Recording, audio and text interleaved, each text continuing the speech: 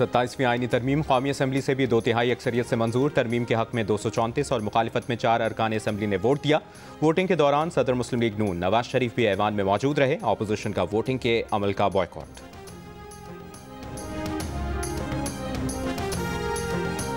वज़ीर-ए-आज़म शहबाज शरीफ ने कहा है कि वाना में दहशतगर्दी की कोशिश करने वाले खवारिज में बदकिस्मती से अफगान भी शामिल थे। दहशतगर्दों को पहले भी मुंह तोड़ जवाब दिया, अब भी देंगे। अफगानिस्तान से कहते हैं दहशतगर्दों को लगाम दें और हमारे साथ अमन में शरीक हों। कौमी असम्बली से खिताब में वज़ीर-ए-आज़म ने कहा कि हमें गालम गलोच को ख़त्म करके मिलकर आगे बढ़ना होगा। कालाबाग डैम अच्छा मंसूबा है लेकिन कौमी यकजहती से बढ़कर नहीं।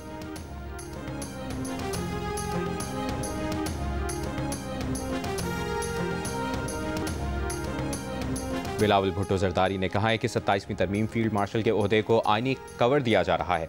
अपोजिशन का काम सिर्फ अपने लीडर की रिहाई का रोना पीटना करना नहीं, कानून साजी में मुशावरत और हुकूमत को जवाबदेह बनाना भी अपोजिशन की जिम्मेदारी। नुमाइंदा जियो न्यूज़ हैदर शराजी हमारे साथ मौजूद है, उनसे बात करेंगे। हैदर, बताएगा सेनेट के बाद 27वीं आईनी तरमीम कौमी असम्बली से भी मंजूर कर ली गई है। आज कौमी असम्बली में क्या माहौल रहा जब आसिम नज़ीर तारड़ साहब ने तहरीक पेश की? अपोजिशन का क्या रवैया था? किस तरह से वोटिंग का अमल जारी रहा? जी बिल्कुल, आज 27वीं आईनी तरमीम के हवाले से वोटिंग का दिन था। इस सिलसिले में सबसे पहले अपोजिशन की अगर बात कीजिए तो अपोजिशन की जानिब से फैसला ये किया गया था कि एहतजाज किया जाएगा। भरपूर एहतजाज करते हुए वो तकारीर करेंगे और तकारीर के बाद जब वोटिंग का अमल होगा तो उस वक्त वो इसका बाइकाट कर देंगे। इस सिलसिले में आज जिस वक्त वोटिंग का अमल शुरू हुआ तो जिस वक्त वोटिंग का फैसला हुआ उस वक्त ये बात सामने आई कि स्पीकर कौमी असम्बली ने ऐलान करते हुए बताया कि 234 अरकान ने 27वीं आईनी तरमीम के हक में वोट दिया और 27वीं आईनी तरमीम 2/3 अक्सरियत से मंजूर हो गई। इसके बाद वज़ीर-ए-आज़म पाकिस्तान शहबाज शरीफ ने कौमी असम्बली इजलास से खिताब किया। इस दौरान अगर मुल्क की सियासी शख्सियात की बात कीजिए तो आज पार्लियामेंट हाउस में साबिक वज़ीर-ए-आज़म मियां मोहम्मद नवाज शरीफ पहुंचे थे। इसके अलावा बिलावल भुट्टो जरदारी ने भी तकरीर की, वो भी आज ऐवान में बोले। इसके अलावा अपोजिशन में महमूद खान अचकज़ई भी मौजूद थे। अपोजिशन ने मियां मोहम्मद नवाज शरीफ, शहबाज शरीफ और इसके अलावा बिलावल भुट्टो जरदारी की मौजूदगी में प्रोटेस्ट किया, एहतजाज किया।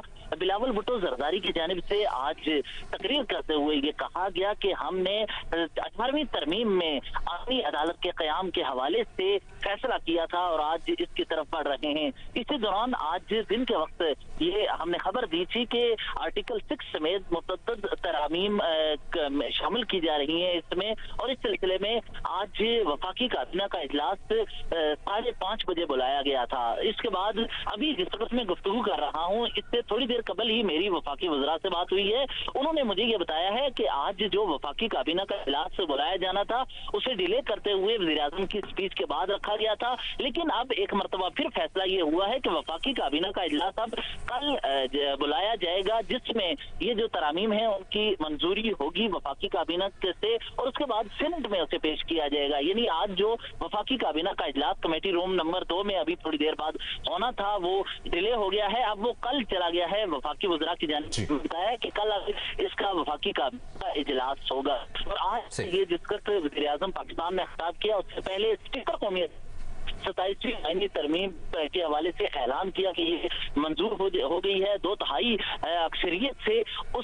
इसी दौरान साबिक वज़ीर-ए-आज़म मियां मोहम्मद नवाज शरीफ जो पार्लियामेंट हाउस हैदर, आप ये अहम अपडेट दे रहे हैं जो अपने नाज़रीन को भी हम बता दें। वज़ीर-ए-आज़म की ज़ेर सदारत जो वफाकी काबीना का इजलास कुछ देर में होना था और जिसमें इजलास में 27वीं तरमीम की मंजूरी दी जानी थी, अब वो वफाकी काबीना का इजलास आज नहीं कल होगा। जी बिल्कुल, वफाकी काबीना का इजलास जो आज पहले बुलाया गया था कि जिस वक्त यहाँ 27वीं आईनी तरमीम के हवाले से वोटिंग होगी उससे पहले होना है, लेकिन उसमें वोटिंग हुई, इसके बाद शिकवार मंजूरी हुई, ये अमल मुकम्मल हुआ।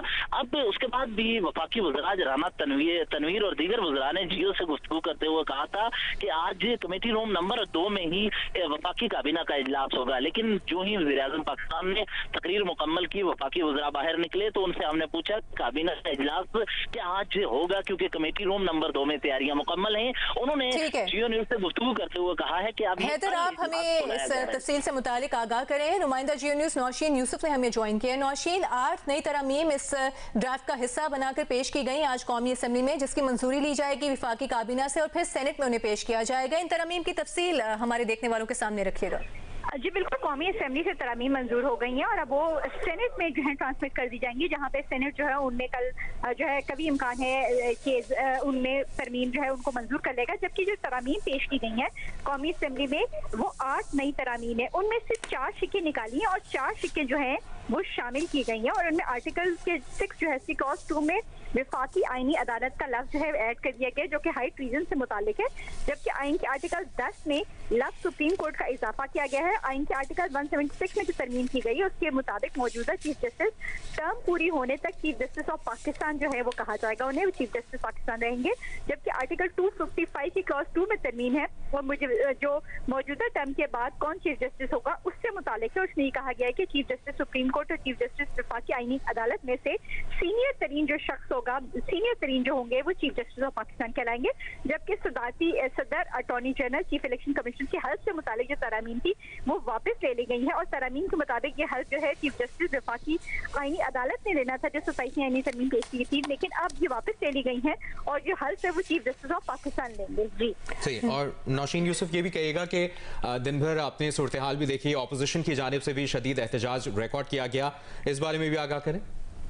जी बिल्कुल, जब आज इजलास हो रहा था तो उसमें अपोजिशन की जानिब से एहतजाज किया जाता रहा, लेकिन जब शिकवार मंजूरी का अमल जो है वो कौमी असेंबली में शुरू हुआ तो पीटीआई जो है वो ऐवान से वॉकआउट कर गई और इसकी वजह से जब शिकवार मंजूरी का अमल हो रहा था, उस पर वोटिंग हो रही थी तो हिमायत में से 234 वोट आए, लेकिन जो मुखालफत में वोट आए वो 4 थे जो कि JUIF के थे। तो पाकिस्तान तहरीक इंसाफ ने आज बहुत एहतजाज किया था on the floor of the house और उन्होंने जो एजेंडा की कॉपियां थी वो भी फाड़ के उड़ा दी और काफी नारेबाजी, शदीद नारेबाजी की। लेकिन जब आईनी तरमीम जो है उसकी शिकवार मंजूरी का अमल शुरू हुआ तो पीटीआई जो है सेशन का बायकॉट करते हुए ऐवान से वॉकआउट कर गई। जी नौशीन, हमें जरा ये समझाइएगा, ये जो 8 नई तरमीम आज पेश की गई, कौमी असेंबली से इस तरमीम की मंजूरी हो गई है, इसके बाद अब ये 8 तरमीम के इजाफे के बाद दोबारा सेनेट में जाएगी, उसके बाद बाकायदा तौर पर तरमीम आइन का हिस्सा बनेगी?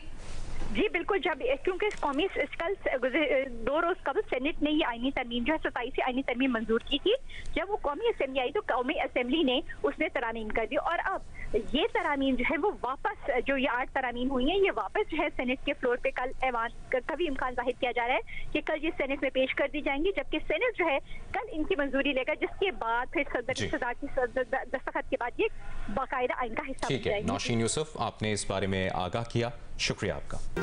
और चेयरमैन पीटीआई बैरिस्टर गौहर ने कहा है कि पीटीआई की हुकूमत जब भी आई ये तरामीम वापस लेंगे। तरामीम जल्दबाजी में लाई गई। ऐवान में बैठकर फैसले ज़ाती मफाद में नहीं किए जाते। महमूद अचकज़ई का 27वीं तरमीम के खिलाफ जुमे से तहरीक और एहतजाज शुरू करने का ऐलान।